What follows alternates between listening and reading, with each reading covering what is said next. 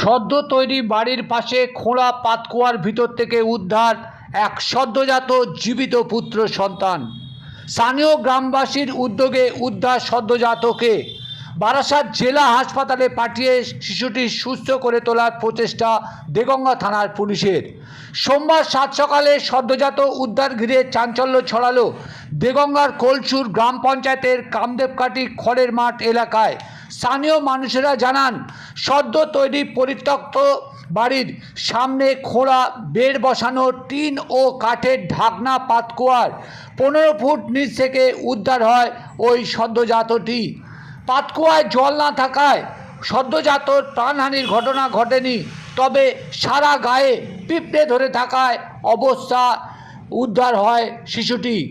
পিঁপড়ের কামড়ে শিশুর কান্নার আওয়াজে পাতকুয়ার ভিতর থেকে আওয়াজ শুনতে পেয়ে স্থানীয় পথ চলতি মানুষেরা তাকে উদ্ধার করে।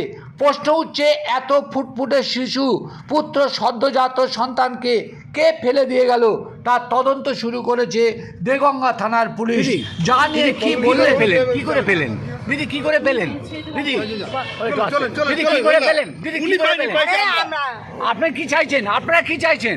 এইভাবে একটা সন্তানকে ছেড়ে দেওয়া যায়? কি চাইছেন? বাচ্চাটা বাচ্চা থাকে এটাই চান?